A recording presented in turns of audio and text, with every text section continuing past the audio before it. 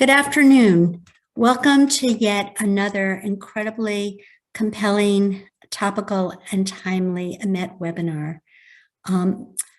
This morning, many of us were profoundly moved, to hear Russian President Zelensky address the US Congress. And we understand that the plight that the Ukrainians have is the most riveting and compelling plight imaginable. And we understand that President Biden wanted oil sanctions imposed on Russia. Yet, yesterday the news came out from Foreign Minister Sergey Lerov of Russia that Russia can deal with the Islamic Republic of Iran. Also, last week on March 4th, a tweet came out from an incredibly heroic person, Gabriel Narhana, who was with the State Department on the Iranian desk. And he said that what was being given away to the Islamic Republic of Iran was so drastic that former colleagues of him from the US Department of State, the National Security Council, and the European Union were so concerned that they wanted to reveal some of these details because they felt that not only was this immoral, but it was illegal and would create a huge national security threat to the United States and her allies, and most primarily to the state of Israel. What came out was appalling. Mr. Narhana wrote that one former colleague warned him, "What's happening in Vienna, quote, is nothing short of a disaster. The entire negotiations have been filtered and essentially run by Russian diplomat Mikhail Ulyanov." And Mikhail Ulyanov bragged on a tweet. He was actually gloating about the degree to which concessions had been made to the Islamic Republic of Iran because of his work and the work of Red China, his colleague. So why? We don't understand, what makes people like Robert Malley, our envoy to the Vienna talks, tick. What is behind this? What is in their philosophy? What is in their psychology? Why is it that we are willing to give billions of US taxpayers' dollars to the Islamic Republic of Iran? Why is it that as we are trying to neuter one enemy, we are empowering another enemy of the United States? In order to answer these questions, we have with us today one of my oldest and dearest friends, David Wormser. David and I go back an incredibly long way to the beginning of Oslo, when we were very concerned about the US stationing of American troops on the Golan Heights as a way to ease a bitter pill for a Golan withdrawal to what was then the brutal regime of Hafez al-Assad, and to what was taking place in terms of whitewashing Yasser Arafat and making one of the arch terrorists of the world into a Nobel Peace Prize recipient. David and his wife, Lerov, and myself, and just a few other people on the side of the Atlantic were really battling valiantly through so many battles, and that will forever cement us together. I am really grateful to have David with us. Now, David is a senior analyst and director of the Project on Global Antisemitism and US-Israel Relations at the wonderful Center for Security Policy. He's also a senior fellow at the equally wonderful Kohelet Policy Forum. He is also the executive and founding member of the Delphi Global Analysis Group, a firm specializing in geopolitical risk analysis and mitigation for infrastructure, high-tech defense, and financial firms from the United States, Japan, and India, navigating in Israel. Prior to this, David was the senior advisor from 2003 to 2007 to the U.S. Vice President Cheney on Middle East proliferation and strategic affairs before becoming the senior advisor for the Vice President in 2003. David was senior advisor to Undersecretary of State John Bolton at the State Department. And David also had been serving in the Trump administration as a senior advisor also to Undersecretary of State John Bolton, right? So it is without further ado that I'm giving you a treat today and introducing you to one of the finest minds, I think, inside the Beltway, Dr. David Wormser. David, what makes this administration tick? Well, first of all, thank you, Sarah, and thanks for putting together not only this forum, but all the forums you put together. They are so helpful, and I've attended many of them as an audience member.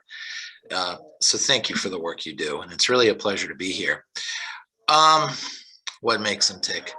You know, there's a bunch of reasons. I think it's a complex situation that demands a number of several reasons for explanation. First, let me go back to 2002, 2003, 2004. You had the EU3 and you had Colin Powell and you had the rest. And we were in the wake of the Iraq war, and the Europeans were absolutely freaked out that America is going to go on to Iran next. They obviously didn't have very good intelligence because you know, there was no way we were going to do Iran next.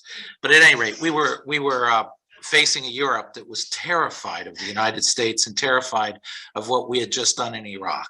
So the entire foreign policy establishment surrounding those people mobilized, including the Europeans, mobilized to try to create a political process that created enough diplomatic movement so that it would obviate the need for a military strike on Iran. The North Korea issue was part of that, that there was a deliberate discussion among the Europeans as well as the American diplomats that we need to come to a deal with North Korea at all costs, because we needed to show there was another way other than what we did in Iraq. So, you know, when you start engaging in intellectual archaeology, and then these things become more fantastic themes and thoughts in American policy, but it starts first, not first, but a big input was the war against the neoconservatives and or who they perceived as neoconservatives, which for many were just Jews with power. So one was to take the military option off the table. The second crowd that was in there was a group that believed that it was a question of more evidence. These were more naive.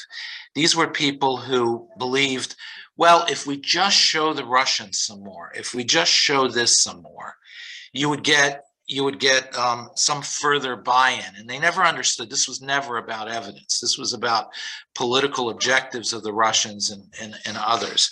So I think that there was a fundamental breakdown in terms of our foreign policy seriousness on that level. Then you had the arms control paradigm crowd, which was out there.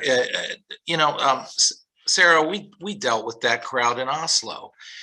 You got to go back to the 60s and 70s, but the fundamental belief that with proper management of diplomacy, you can avoid any crisis. And the first thing you have to do, because so many crises in war, this is, the guns of August, et cetera, the whole crowd that believes that World War I was one big accident because there wasn't proper communication, that therefore, reducing these cycles of violence are critical to preventing war. So I think that there was this tremendous push from the arms control crowd, first with Oslo, and then with the Iran issue to prove their paradigm that conflicts are not necessary, even with a country like Iran. So you had these guys converge into a political process with the Iranians. Then you had another thing with Colin Powell, which was the fact that we were in Iraq. And I think you have a fundamental divide in the American policy community that emerged there on two levels. First of all, half of the Americans didn't want to be there. Namely, and by the way, a lot of neocons did not want to stay in Iraq. They wanted to get out. For many of us, this was like Lebanon in 2000, in 1977 and 1982 for the Israelis. You go in, you destroy your enemy, you get out, you turn it over to somebody. Because once you're bogged down in there, it's a never-ending circumstance. The others felt a very heavy rebuilding presence was necessary. So if you went into the latter camp, then you all of a sudden started concerning yourself with the safety of American soldiers and what is killing American soldiers. So they saw Iran. So the whole point of half the crowd then was you show Iran that you're powerful, strong, and you threaten them, or potentially you have to embark on a much more aggressive policy toward Iran, or the other side, which believed you cannot stay in Iraq if you do not get buy-in from the Iranians. And so Colin Powell, the British diplomat Sawyers, and others embarked very much on this policy of trying to bring the Iranians around and acquiesce in our presence. An impossible task, but that's what they wanted to do. So all of a sudden, Israel and its demands on the nuclear program and the threat of the nuclear program and so on and so forth was juxtaposed to the safety of our American forces. And that's been a sort of a sub-theme of those who want the deal. You see it even recently, that somehow vital American interests are being hijacked by a narrow group of people who are really answering to Israel. And you'll see that theme again and again. You see it now with the oil question. Well, we need Iranian oil. Otherwise, those oil prices are going to keep going up, and we poor Americans are going to pay for it at the gas pump. Why? Because we're carrying water for the Israelis. So you're essentially seeing that repeat theme. So that was sort of the groundwork that was laid or pre-existed in the Bush administration. After 2008, I think there were some additional factors here. First of all, I commend everybody to go read President Obama's Prague speech. Everybody knows about the Cairo speech. Few people know about the Prague speech. And when you parse it carefully, and with somebody like Obama, he was very smart. You need to parse. And President Obama basically made the case in Prague that we can demand of Iran and North Korea and others to disarm their nuclear weapons. But the truth is, the foundation of the insecurity comes from the great powers' nuclear weapons. You can't ask these small countries to give it up if the United States itself is not going to give it up. So that really essentially sent the signal that we really don't believe we can disarm Iran, either because we can't stop them, and two, there's no incentive that we can build for the Iranians to disarm other than to remove our own nuclear weapons and remove the threat. So you had that. Then you had the evolution of the Non-Proliferation Treaty, which originally was an arms control treaty. Very specifically, it was, we're a nuclear club, and we're going to allow the rest of the world, in as much as they joined in our rules, to participate and partake and benefit from these scientific discoveries that we have made, but in return for which they have to give up the nuclear weapons aspirations, and they have to submit to a regime that makes sure they give up on those nuclear aspirations. That was a classic arms control regime. But in the 80s and 90s, especially in the 90s under the Clinton administration, that had become a disarmament regime, where it was about universal nuclear disarmament. So that's ultimately where Obama's speech came from. It came from the Clinton administration's transformation of the NPT to a disarmament conference. And again, then the big issue becomes that the United States is the big nuclear power with most nuclear weapons, Russia second, and we just need to give that up. So again, it completely shifts the onus away from the Iranians to comply. So again, they didn't see the Iranian nuclear program as the essential problem. The second thing is that the line between those who were advocating a hardline Iranian policy within the US government was shifted. It was no longer half the US government trying to deter the other half of the US government from attacking Iran. The US government under Obama no longer had that option on the table. The line became between the US and Israel. So the purpose of the Iranian nuclear negotiations became to deter Israel, not to deter Iran and not to stop Iran. So this is a fundamental point I think so many people miss, is that it isn't about Iran necessarily, it's about Israel sometimes, and stopping Israel. A deep, profound sense of fear of destabilization that would emerge from Israel if it struck.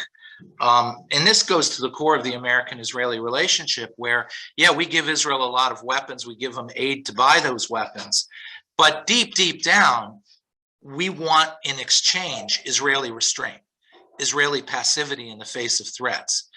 And we're willing to build up their military so that they can live with that. But nevertheless, the whole idea of a potential Israeli strike struck at the core of their understanding of the American relationship with Israel.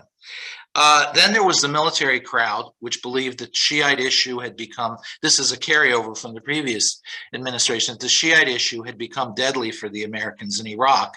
And as a result, we needed to come to an agreement with the Iranians. At the end of the Bush administration, it was Megan O'Sullivan, Condi herself, who was on that camp. In the Obama administration, it was really the military leadership. So that was yet another crowd, I think, that really defined the issue. And then, let's see now, at the end of the Obama administration, I think you started seeing Iran begin to become the vehicle through which a larger question about Islamic rage was filtered. So there's another fundamental divide in the United States over what are the sources of Islamic rage. One side, Bernard Lewis, says it's disdain. Well, let me turn it upside down. One side, which is probably 80–90% of the foreign policy community in Washington, believe it's resentment.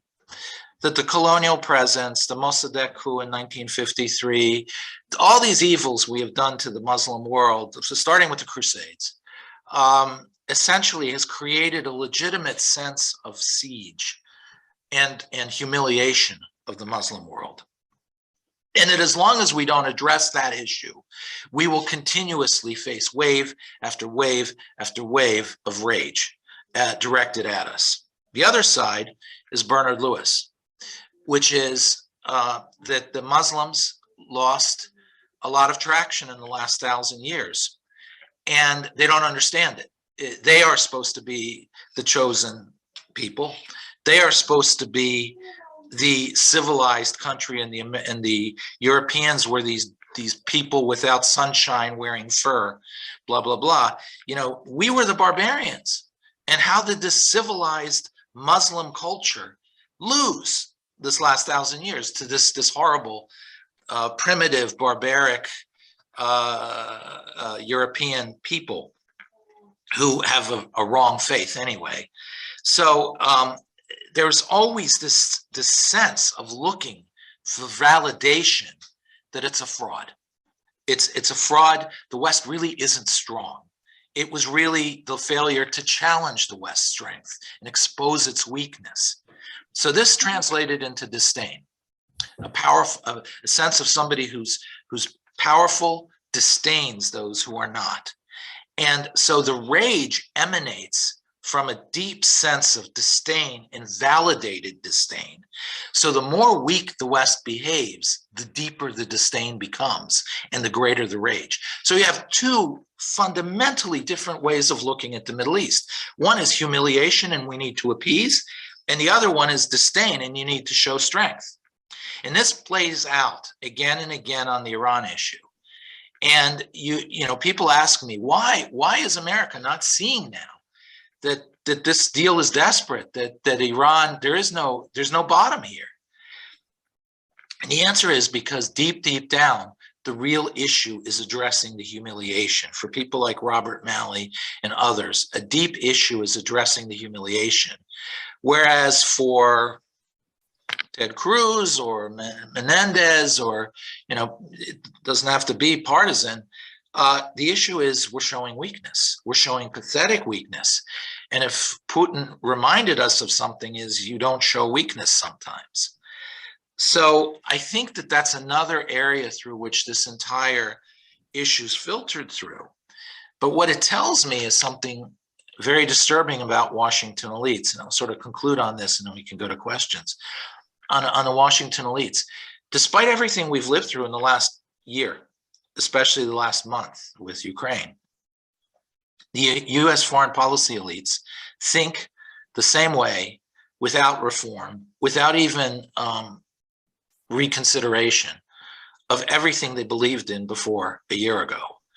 And despite evidence proving so much wrong, I mean, one doesn't have to be pro-Ukraine. One doesn't have to want to run into Ukraine with the 82nd Airborne to understand that Putin is a thug, and that Putin read weakness, and Putin reacted on that weakness. And that unfortunately, in international politics, sometimes you're not going to talk your way out of something or diplomat your way out of something. And you're going to wind up in a situation where you have to make a stand. And that has not dawned on our foreign policy elites. All the various tendencies that were prior to February 24th are still there, including this obsession with the humiliation. There is one little area too I didn't cover because it's much more difficult to pin, but you know, politics is personalities. And you know, you got to look at the crew who's negotiating. When you had 3 State Department people resign in protest because the policy is too conciliatory, you know you're in trouble. I mean, they're the ones who usually cause the rest of us to resign, and yet they resigned. When you look at Robert Malley, you have a person who has 2 Jewish parents, one of which was a communist, and the other one actually fought for the FLN in Algeria. A friend of mine, Harold Road, just pointed that out to me earlier this morning in another Zoom call I had. So I can't take credit for that knowledge, but I have to give that to Harold Road. But that said, you know, Robert Malley has a chip on his shoulder. Hedi Amar is another one. You know, these are not people who have an objective view of Jews or Israel. There's some agenda there that is very aggressive, and if it's good for Israel. And by the way, it's not the first time. We had this under Clinton, when he would constantly consult with Zbigniew Brzezinski. And you had some people, I hate to say it, in our military establishment, which felt like we were so dragged by the nose by the Israelis that if the Israelis are for it, it's got to be against the American interest. And so I think there's some crowd out there who just in their gut believe that if the Israelis are that determined about this, then it must be something that is against U.S. interests. And we shouldn't be allowing ourselves to be dragged by the Israelis. So you do have that crowd also that I think animates, and you know, you can't get around the fact that there's rising anti-Semitism now on the left and the progressives. And I think there is a filtering of that going on as well, and political pressures emanating. So I don't really know how to relate to that, but I do think it's a factor that also now needs to start being considered as well. Thank you, David. That was amazing and very comprehensive in very few minutes. And in terms of the personalities that are engaged in this, I'd love to direct everybody to a wonderful article in Jewish Currents of February of this year. It's a reprint of what Robert Malley speaks about of his own upbringing and his parents. His father was sometimes a pan-Arabist, a Nasserite, sometimes an Islamist, always a socialist or a communist. And obviously, he had, and he says that some people call me a self-hating Jew. I think I am, and it is absolutely, to me, very, very disturbing that he and Ali Vaez, who our dear friend and mutual friend Carolyn Glick has written about, who has ties to the regime, and she is not the only one that says it. Another wonderful friend of mine, Kamran Kasarina, who is the policy director of the National Union for Democracy in Iran, is aghast that Ali Vaez is part of Robert Malley's team because he has known ties to the Islamic Republic of Iran. I'm also absolutely aghast that here we are, as we say, Russia is now public enemy number one, but we have let Mikhail Ulyanov be our emissary, our water carrier in these very delicate negotiations with Iran.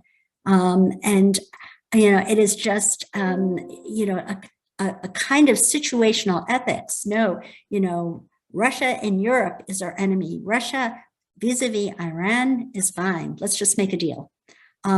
So with that, I would like to, somebody just had, who wrote the Jewish Currents article? Peter Beinart wrote another self-hating Jew, by definition, self-hating Jew, wrote the introduction, and it is, you could find it for February 2022, but it was mostly a reprint of what Robert Malley wrote about his father. So I would, with that, I will turn this over to my amazing friend and colleague, Hussein Abubakar Mansour, the director of EMET's program of emerging democracies from the Middle East, who will read some of the questions that have come in, and I'm sure pose some of his own as well. Thank you, Hussein. Thank you very much, Sarah, and thank you very much, David, for such a very condensed and summarized presentation about what is the most important geopolitical issue in the moment and most important issue for the security of Israel. Currently, we've received a lot of questions from the audience. I'm going to start actually with a question that we received multiple times, but I'm going to actually add to it in my own. Basically, there seems to be no argument that's working with a lot of the people that you rightfully call the foreign policy elite in Washington, D.C.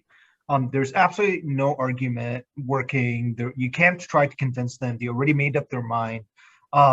What to do about this? Are we now destined for this ideological commitment to take over the United States foreign policy, or is there anything to do about it? Well, I think there are a couple things to do about it. I mean, from an American perspective, right now, obviously, there's not much you can do about it for the next few weeks, months. The real gravity here has to be in the hands of Congress with hearings and take measures that will drive hearings, or perhaps even a constitutional challenge to the administration on the submission of this deal to Congress for validation or for approval, which the administration has no intention of doing because it can't win. So whatever parliamentary moves can be done to expose and drag officials up to the hill for exposure would be useful. To the Israelis, I would say, because they're the ones who are on the front line now, act and they will come. Americans are not where the administration is. Americans have changed. Americans do understand threat. But more than anything, Americans, I urge everybody to look at where America was with Zelensky in our foreign policy elites a month ago. In all honesty, they had prepared their eulogies for Ukraine. I bet there were already people out there beginning to plan the Ukraine Holocaust memorials. We were going to verbally take a very tough and very pro-Ukrainian line, but our elites were not going to do anything to save Ukraine. They were not originally. There was no plan. We were going to do demonstrative sanctions, so with a little bit of bite, because virtue signaling has to have a little bit of reality to it. But in the end, it was going to be one of the grandest gestures of virtue signaling ever. And Ukraine would have been a has-been. And then we would have gone about our business. What changed was, so ironically, I keep hearing people, Putin did not estimate the West right. They didn't estimate Western leaders, and they didn't estimate how at the end of the day, the Europeans have now unified against Russia, and so on and so forth. I actually look at it quite differently. I think Putin estimated Western leadership perfectly correctly, that there was not going to be a reaction. What he underestimated is what the Americans underestimated, which is the value of leadership. They underestimated Zelensky, and then they underestimated the rallying of the Ukrainian people in response to Zelensky's leadership. He truly is a unique personage in the last 100 years. He really does rank up there now with people like Churchill, and his ability to display determination and rally his people for fighting against all odds. So that was the miscalculation. This is a lesson Israel should learn. If you keep asking for permission, if you keep asking the United States, please help us, you can do this better, you can. If the American people's response is, if you're not willing to fight for it on your own, are you really willing to fight for it? You want us to fight for you? Imagine if Zelensky had taken that line. So again, I think for the Israelis, the lesson is, A, you're kind of on your own, but B, if you act on your own, that's how you will get America behind you. That is the source of American respect and following and support for Israel, is the very fact that Israel did the Entebbe's, that they did the 67 wars, that even in 73, they never asked for American troops. They needed help, but they didn't ask for American troops. And in 48, Israel never asked anybody to come and fight for them. They only asked the British stop fighting against them. So at the end of the day, that is the lesson for the Israelis. And it's a lesson, I think, that a lot of their fellows in the Middle East, UAE, Saudi Arabia, and so forth, would appreciate. So from the American perspective, I don't think there's much you can do right now other than hearings, congressional action to sabotage, but most importantly, to expose to the American people and give a platform. Then come election cycles. I think you can use election cycles very effectively in the United States to bring issues and ideas to the table. And Iran and the message on Iran, which is humiliation for the United States, I think is a very powerful one. And also that foreign policy elites are still the same corrupt foreign policy elites. Those are powerful messages. We could talk further about what exactly how to modulate that. And then you hope for an administration in the future. But I think in the end, right now, the solution is the Israelis. And by the way, I think the terms have changed. Until now, I think even the Israelis took the line that we're okay with a deal, but just please make it a good deal, make it a strong deal. I think we've turned the corner. I don't think that's a viable policy anymore. I think we have to start addressing the central question, which is, ultimately we're not going to be able to stop this regime developing a nuclear weapon. So ultimately we have to get rid of this regime. And we have to take a policy to do so. And I know Israel doesn't have the power to just flip a switch and it happens. But I think intellectually, if the Israelis changed the language as a result of this deal, which I think is one of those classic, being an American, we have this concept of a movie is so bad it's good. So we watch the movie to actually enjoy how bad it is.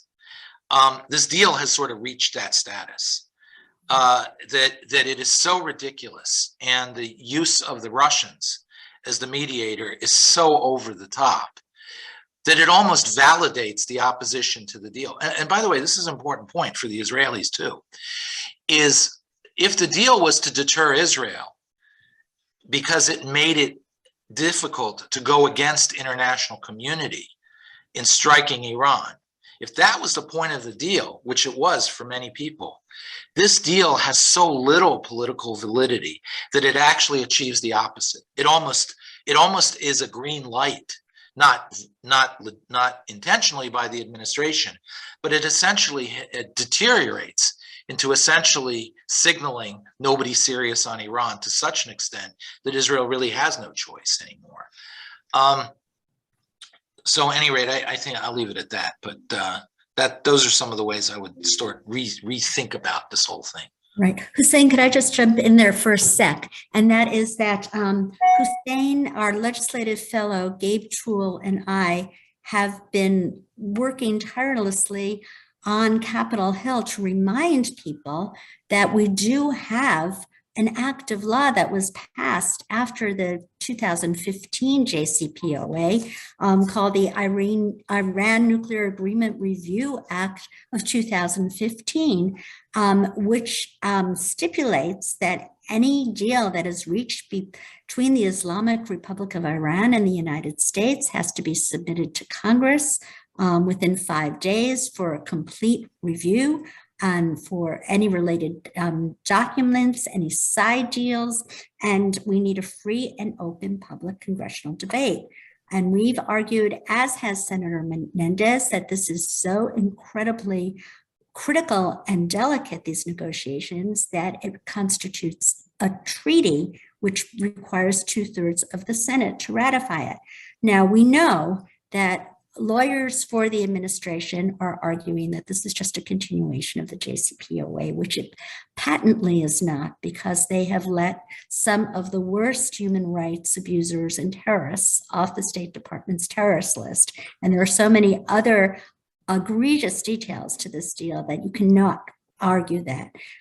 Furthermore, we have had 7 years since 2015 to watch their behavior, to watch the way that they have turned away IAEA inspectors from suspicious sites, that they had 3.65% cap of uranium enrichment, and that they have 2 tons at the 60% level, which is an easy glide to the 90% level. And as Hussein likes to bring out on our meetings on Capitol Hill, the way that they have threatened former National Security Advisor John Bolton, your dear friend, and Mike Pompeo and Brian Hook. You know, this is so egregious. They have threatened American policymakers on our soil, yet we are willing to negotiate with them. It's just outrageous. So there are things, I think, that people in Congress have to realize, that they are of equal footing with the administration, and that they hold the purse strings, and that they can exercise their congressional oversight. That's just our reading of that. Sorry. Okay. Sorry. Hussein, you could go on to the next question. We actually have a lot of questions. I want to apologize ahead to our audience that we're probably not going to have the time to get through all of them, and despite the fact that all of them are excellent questions. We have a question about, right, let's assume that something's going to happen, the deal is not going to be signed, it's just going to be scrapped off. What would be, in that case, what would be the next step for the administration? I think the next step for the administration would go ahead with the deal anyway. I mean, I think that they are, you already see, if you look at the actual application of sanctions over the last year, there's been an erosion of that. They just don't apply them anymore. They're violations of law. They're violations of this, that, the other thing.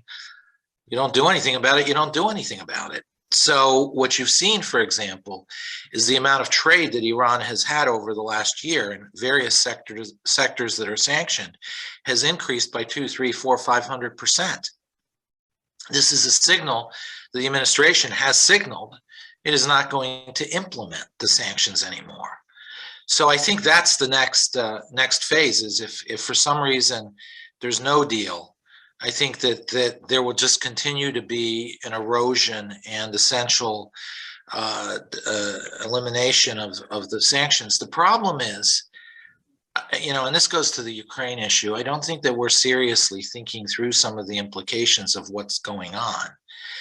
You had Jen Psaki out there, in one of her moments of flippant self-confidence, talk about how we've annihilated the Russian economy, or what is it that she said? We've crushed it, or something like that. You know, the problem is, think about a situation where Russia right now is obviously facing tremendous dislocation, and Russians are facing a lot of crises. But I can guarantee you within a week, you're going to hear about Russian gas and oil being sold to China at half the going rate in the world. And all of a sudden, Chinese industries will be getting $60, $70 a barrel oil, whereas we're up at 100. I know it went down today, but you know, at the end of the day, whatever the price of oil is going to be, you can bet that they're going to get a discount in a huge way in Russia, in India, and Iran will join that structure. So it will have a way of exporting its oil to India, to a lot of other places. Argentina, who are willing to have this dual system where they'll have SWIFT on one side and the Russian system on the other, and so on and so forth. So I think what you're seeing is global structures emerging that essentially wipe out our ability to isolate Iran quite the way it's been isolated until now. So we really are on some level against a clock, not only the nuclear clock, but also the isolation clock.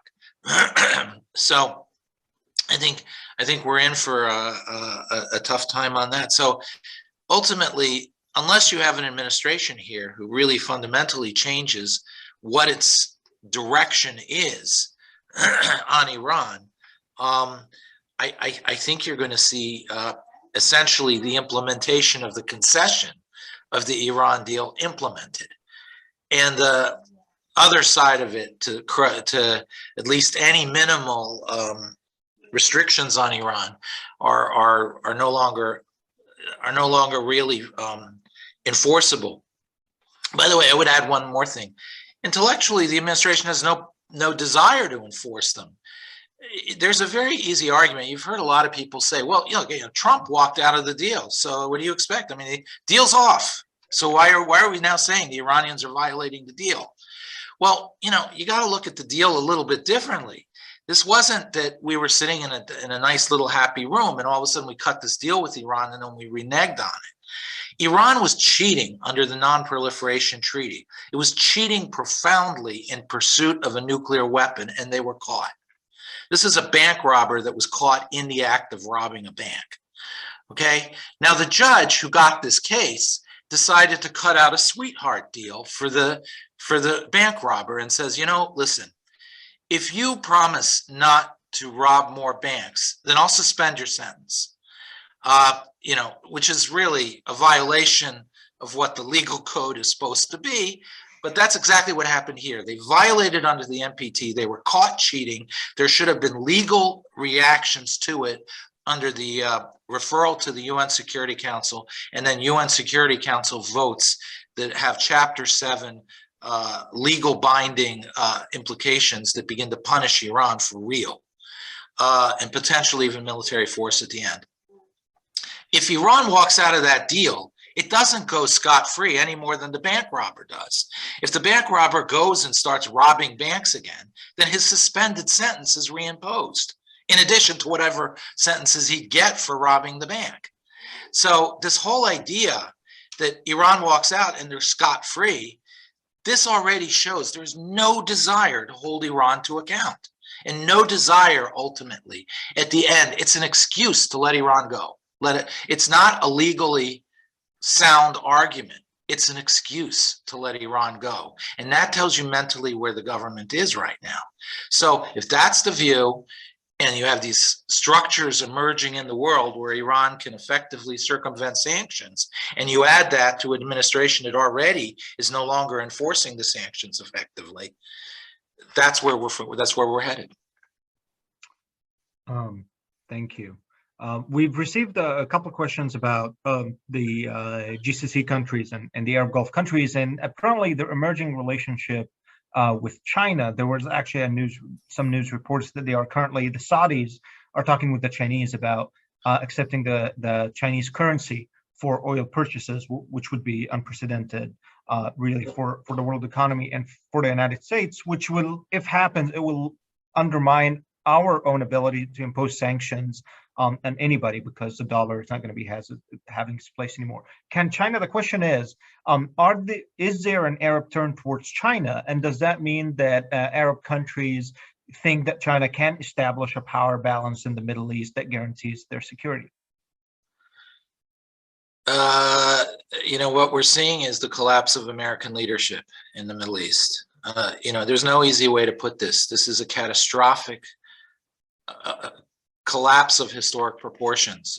It's akin to what the British faced in the 50s in the Middle East, maybe even greater, because the British, there was sort of a seamless transition to American power.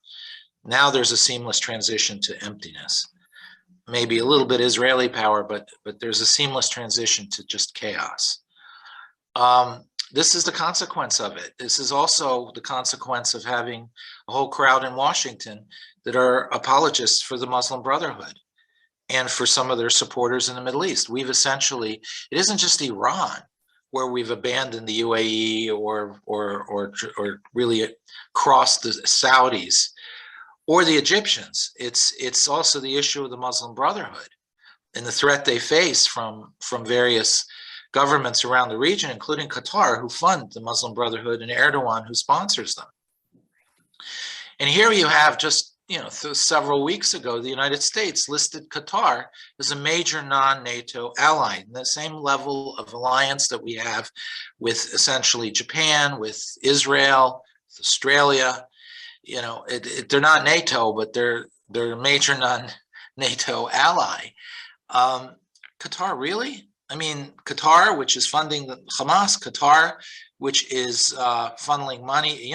The Qatari foreign minister right now is in Moscow, trying to figure out how they can salvage their economic interactions. This is not an ally. But more importantly, they are the enemy to some extent of the Saudis, of the UAE, along with Erdogan, in addition to Iran. So across the board, we are siding with the enemies of our allies in the region. At the same time that we're talking about Khashoggi all the time, which, I don't like what the Saudis did with Khashoggi at all. But, in terms of the larger strategic interests here, better left for quiet pressure and diplomacy, and not large statements that bring into question whether we want the regime or the Saudi monarchy to fall. Similarly, we're going to see this with Egypt. Wheat prices are going to go through the roof in Egypt very soon, if they even get wheat. And then you're going to have riots, and you're going to have a lot of trouble domestically in Egypt. And the Muslim Brotherhood supporting crowd in Washington, which includes top people in this administration, are going to remind the Egyptians that, well, it wasn't really very nice what you did to Morsi.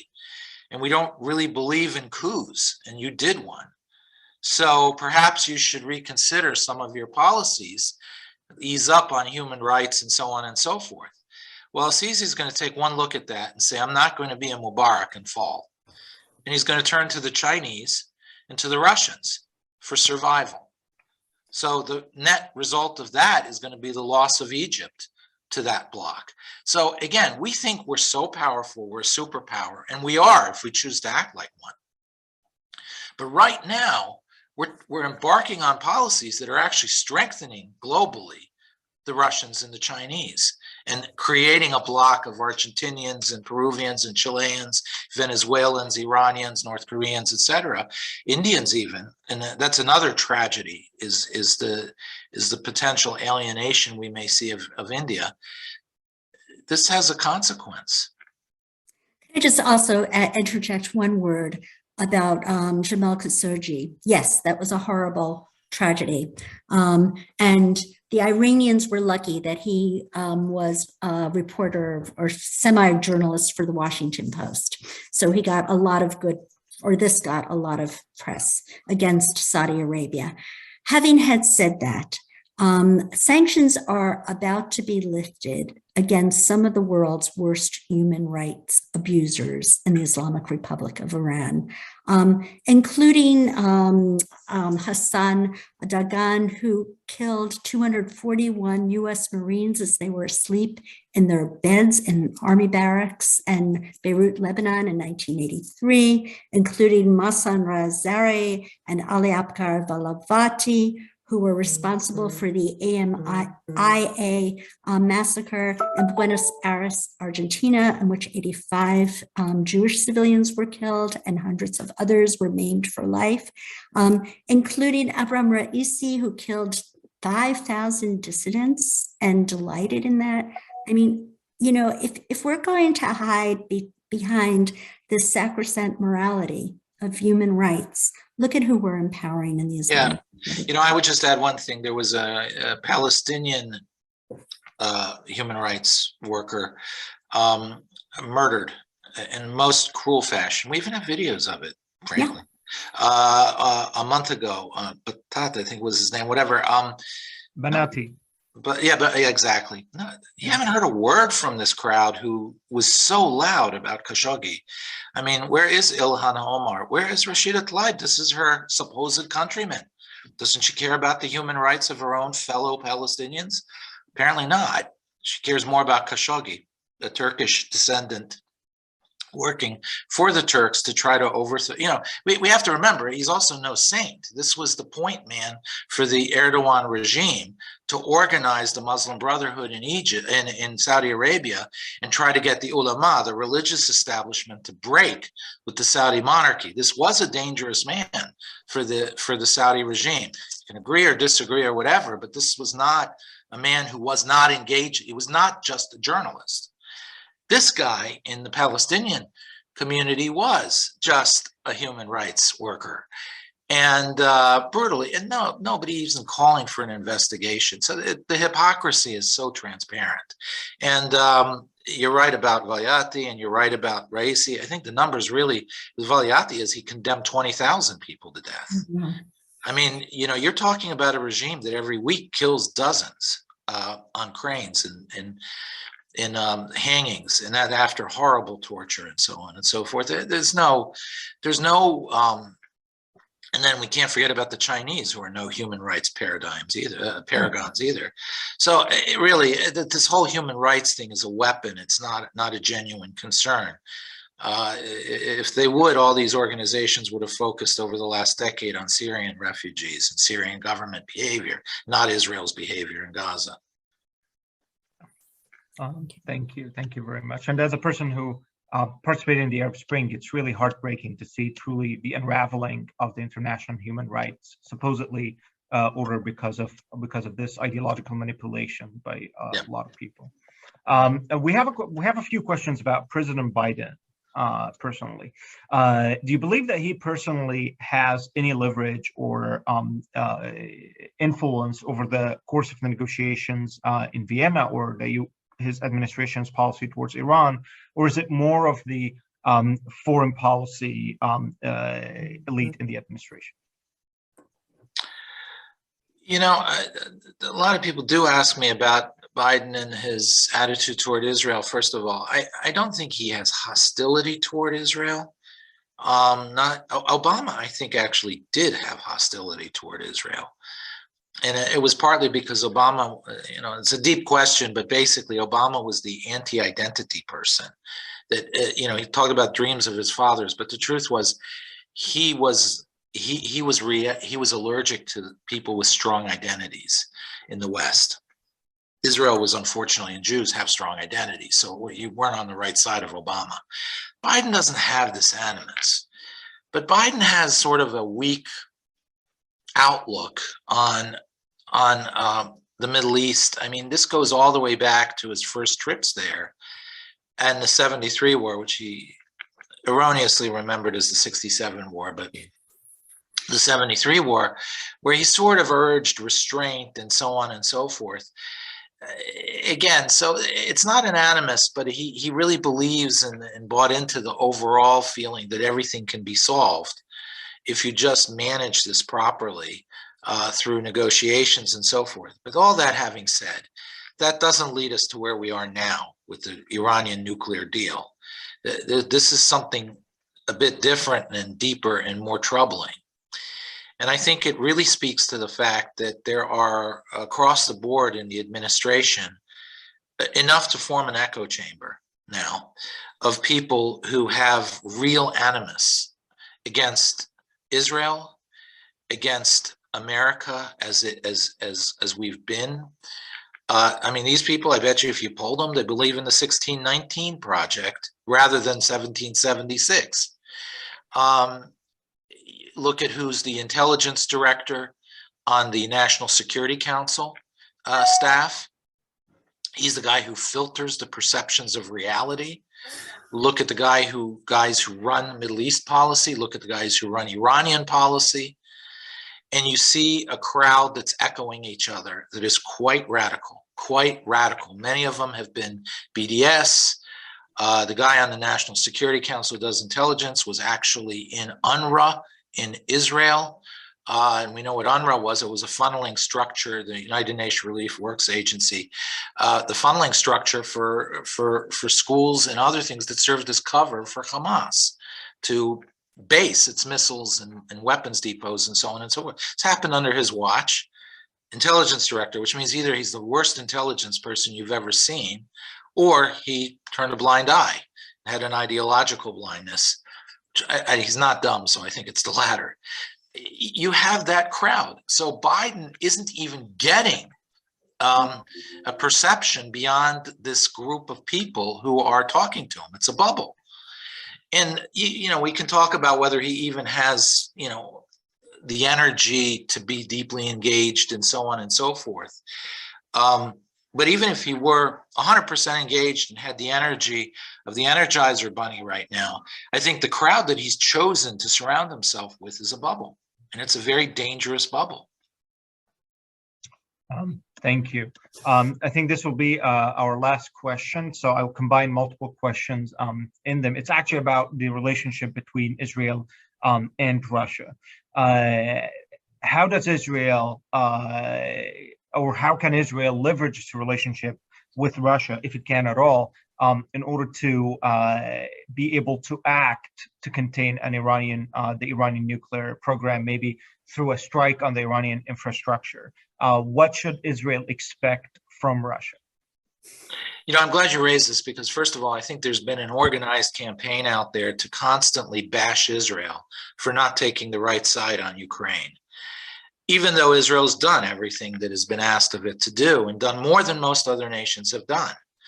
I think that was part of the public relations campaign to throw Israel on its heels in advance of the rollout of the Iranian nuclear deal, to sort of pull the rug out from the Israelis and leave them reeling. It didn't work at all because, again, Israel did do a lot.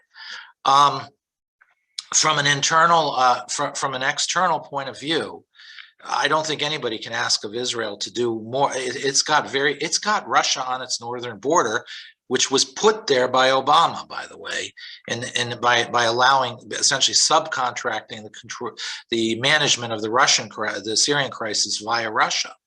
So one, Israelis are looking at the Russians across the border. Two, let's be real, Israel is the government that represents and it sees itself as a protector, not only of Israeli citizens, but Jews worldwide. There's a lot of Jews in Russia. There's a lot of things they have to carefully navigate. And then lastly, they don't have full faith in American leadership. There are Israelis who are looking to hedge a little bit, and not without some reason. I question whether that's useful in the end for them, but I don't dismiss it as a rational or a correct way to look at it at times.